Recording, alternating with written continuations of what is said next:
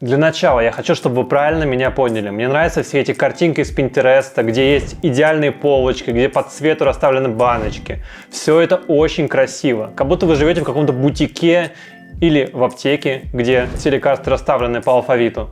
Но, к сожалению, в повседневной жизни добиться этого просто перевешивая вещи и переставляя баночки практически невозможно. Наверное, единственный способ – это нанять себе специального обученного витриниста, который будет за вас это делать. Надо подходить к хранению системно. И это видео, наверное, больше даже не про дизайн интерьера, но напрямую с ним связано. Я постоянно слышу: вот вы рисуете ваши красивые интерьеры, а как в них потом жить? Что будет, когда в них появятся тонны бардака?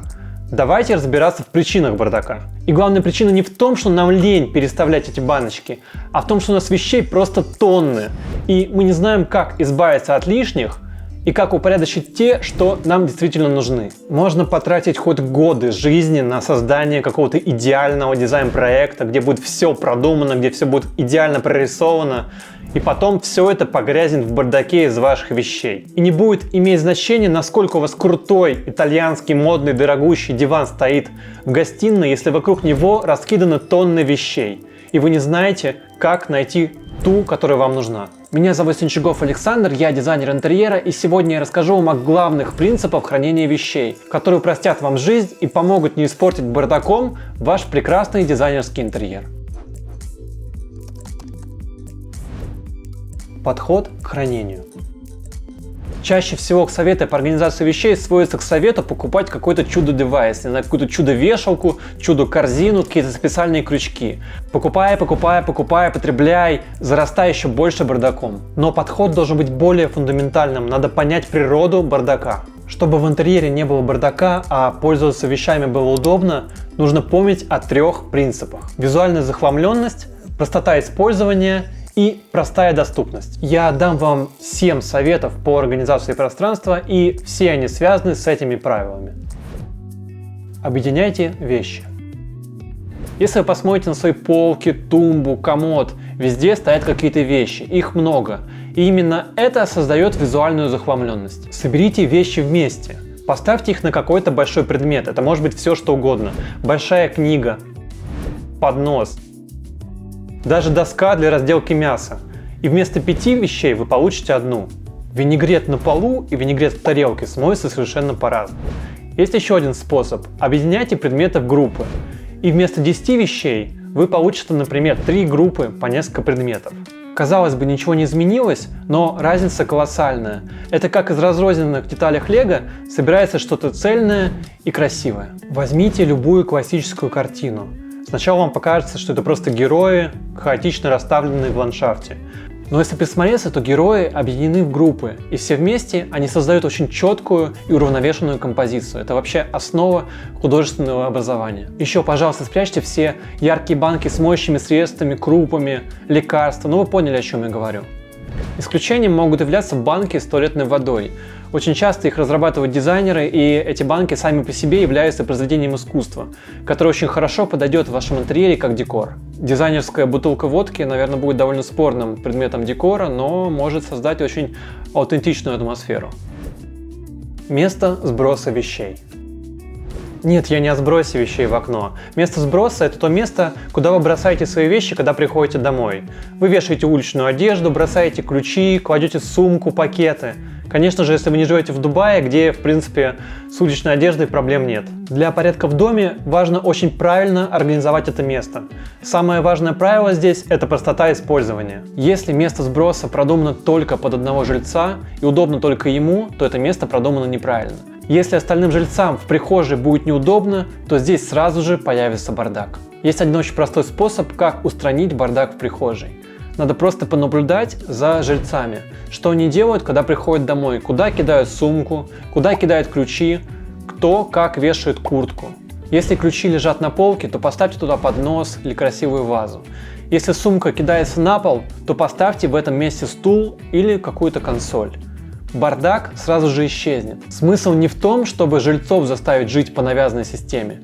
Смысл в том, чтобы систему подстроить под естественную жизнь жильцов. Если вы заходите домой, кидаете сумку, потом идете 5 метров в гардеробную, раздеваетесь, потом 5 метров назад возвращаетесь, потом идете на кухню, выкидываете там вещи в холодильник, это значит, что все сделано неправильно. Помните, простота доступности.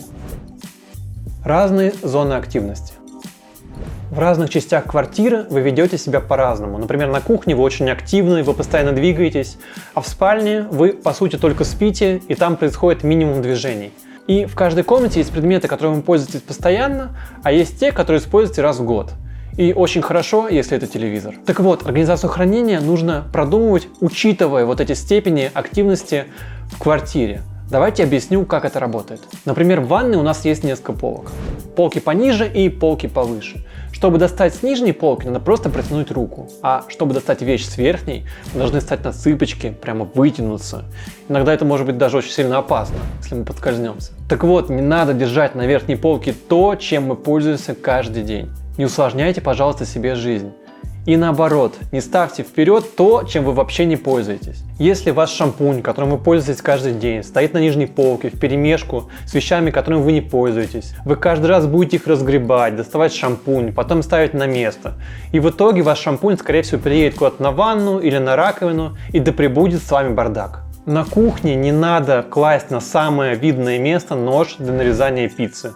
Конечно, если вы каждый день едите пиццу. Уберите его подальше, положите на это место тот предмет, которым вы пользуетесь каждый день. Расставьте для себя приоритеты. Если вы уберете вот эти маленькие барьеры, они почти незаметны. Но если вы их всех уберете, вы поймете, насколько вы усложняли себе жизнь. Обеспечьте простую доступность необходимых вам вещей. Используйте контейнеры для хранения. Удобно, когда все вещи раскиданы по коробочкам. Их гораздо проще находить и использовать. Но все эти модные контейнеры стоят довольно больших денег. Есть очень простой лайфхак. Вы можете использовать коробки из-под обуви. Чаще всего мы просто их выкидываем. Поэтому выкиньте просто крышку и используйте коробки в ваших комодах. Как только все вещи будут разложены по своим местам, пространство хранения полностью преобразится.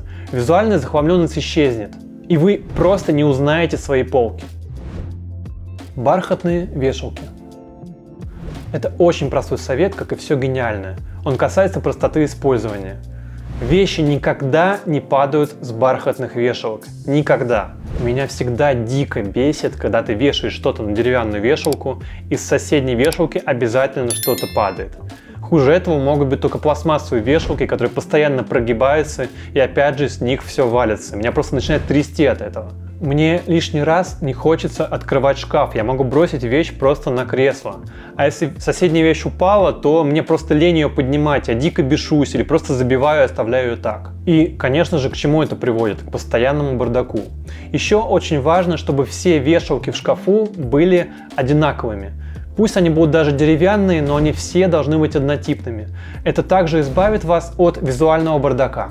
А еще меня дико бесят вешалки, знаете, такие, которые вставляются в такое колечко, которое надето на штангу. Вот у меня в спортзале такое, и меня каждый раз это бесит. Это, видимо, сделано, чтобы не украли, что ли, эти вешалки, я не знаю. Ну вот снимается она легко, потом надевается рубашка, а потом начинается в темноте вот это вставляние. Когда не попасть в вешалку, это просто меня бесит. Поэтому я вешаю каждый раз одежду просто на крючок. Я даже не парюсь с этим. Помните, простота использования. В современном мире у нас очень мало времени, мы всегда торопимся, бежим, поэтому я просто вот так скамкиваю вещи, закидываю их на верхнюю полку и бегу скорее в бассейн. Это ужасно. Это постоянный бардак и мятые вещи. Закрытое хранение. Когда вы выбираете себе мебель для хранения, не усложняйте, пожалуйста, себе жизнь. Прозрачные полки — это, конечно же, очень красиво на страницах глянцевого журнала, но в обычной жизни чаще всего с ними возникают проблемы. Большинство из наших вещей не подходят для открытого хранения, они просто для этого не предназначены. И в итоге они создают визуальную захламленность. Если вам повезло, у вас большая квартира, у вас много мест для хранения и шкафов, тогда да, вы можете несколько шкафов сделать закрытыми, а какой-нибудь один парадный шкаф сделать стеклянным, красивым, нарядным. Но там будет храниться очень ограниченный список вещей. Все остальное неприглядное придется хранить в закрытом хранении. Конечно же, открытые полки нужны. Например, если у вас огромная массивная кухня и вся закрытая, то открытый ряд полок разрядит вот эту давящую атмосферу и сделает кухню более легкой. но вам же придется чем-то это заполнять, и чаще всего это будут какие-то декоративные предметы, которые в жизни вам совершенно не нужны. То есть вы будете приобретать хлам, совершенно ненужный вам. А действительно нужные вещи останутся без места для хранения. Во время фотосъемки реализованных проектов, если есть какой-то большой свободный стеллаж, где много открытых полок, это довольно серьезная задача для профессионального декоратора. Ему нужно приобрести необходимое количество вещей, ни много ни мало, то есть в этом нужно очень сильно разбираться, вещи должны подходить по стилю, и вот это все нужно красиво оформить. А представьте, что вы не профессиональный декоратор, а обычный человек, живущий в своем интерьере. Так вот, что вы будете с этим делать? Кстати, чаще всего интерьеры, в которых уже живут хозяева, очень тяжело фотографировать, и, конечно же, причина — это визуальная захламленность предметами, которые связаны с бытовой жизнью. Я почти всегда рекомендую закрытое хранение. Разложите все ваши предметы по коробочкам, поставьте их на полочки и обязательно потом закройте дверями. Есть один очевидный факт, который связан с простотой использования, но почему-то о нем не все знают. Выдвижные полки гораздо удобнее, чем обычные полки. Ну просто там в 10 раз, потому что на обычных полках у вас все хранится комом, либо они не используются полностью, а выдвижные ящики суперфункциональны. Еще раз повторюсь, открытые полки идеально подходят для хранения красивых вещей, стеклянной посуды и книг. Но все остальные вещи лучше хранить в закрытом виде. Позвольте себе отдыхать, а не расставлять целыми днями вещи по открытым полкам. Если согласны, поставьте лайк. Удалите все лишнее. Это, возможно, самый важный совет. Удалите все лишнее. Неважно, насколько у вас хорошо упорядоченные вещи разложены по полочкам. Если у вас слишком много вещей, которые захламляют ваш дом, упорядочьте их, а потом удалите лишние. Как я для себя определяю, какая вещь нужна, а какая нет? Очень просто. Я открываю шкаф, у меня реально много вещей. И я смотрю, какую вещь я не надевал уже год. И это первый кандидат на вылет. Есть реальные вещи, которые я надеваю уже, не знаю, 10 лет. Это просто любимая вещь, я очень бережно к ней отношусь, и она остается со мной всегда. Но есть вещи, которые ты купил, и потом реально целый год ты даже к ней не прикасаешься. Вот от таких вещей нужно в первую очередь избавляться. Я заметил такую особенность. Если вы купили несколько однотипных вещей, то все равно вы будете носить одну любимую. Все остальные останутся без внимания. Есть еще один лайфхак. Вы никогда не будете носить вещи, которые не видите. Чаще всего о них просто забывают. Бывают такие сюрпризы, когда вы куда-то залезли там в самую глубь шкафа и нашли вещи, такие: вау, я как будто бы сходил в магазин. Это действительно так работает. Еще очень часто мы привязываемся к каким-то вещам. Это немного похоже на детство. Я помню, в детстве для меня были важны какие-то совершенно дурацкие безделушки. Я наделял их ценностью, и мне было очень больно с ними расставаться. Нам очень жалко выкидывать вещи. Бывает, даже мы испытываем чувство вины, отказываясь от них. Каждый придумывает для себя свой способ, как определить ценность предмета. Например, есть такой способ. Вы можете представить, что вы разлили красное, такое терпкое вино на ваш свитер. Так вот, представьте, сколько вы готовы потратить сил, сходить с ним куда-то в химчистку, потратить деньги, потратить время, чтобы вещь снова была с вами. Если вам лень тратить на это время и деньги, то, скорее всего, эта вещь не настолько вам ценна. Попробуйте придумать подходящий именно вам способ оценить ценность вещи. Если вещь не нужна, то есть очень хороший способ. Есть такой сервис, он начинается на AVI, который поможет вам очень легко избавиться от ваших вещей и еще заработать на этом денег. Это могла бы быть неплохая рекламная интеграция, но мне так и не позвонили. И еще, когда вы покупаете новую вещь, подумайте, может быть, эту функцию у вас исполняет другая вещь. Пожалуйста, не делайте эмоциональных покупок. Это касается вообще всего в жизни, и эмоциональные покупки и действия очень часто приводят к разочарованиям. Потому что когда спустя месяц вы поймете, что этот предмет совершенно вам не подходит, и вы купили его на эмоциях, то отделаться от него будет очень сложно. Сегодня мы говорили не совсем о дизайне, но хранение — это то, что напрямую влияет на визуальную составляющую интерьера и то, что упрощает вам жизнь. Правильно организованные вещи смотрятся совершенно по-другому. Они просто сияют вместе с вашим интерьером. Жизнь в таком интерьере течет ровно и спокойно, она не упирается в постоянные препятствия, которые до этого вы сами себе создавали. Нет постоянной раздражающей рутины. Назначьте себе один день в месяц, например, воскресенье, в который вы будете заниматься порядком в доме. В этот день можно выкинуть лишний мусор, помыть полы, выкинуть лишние вещи.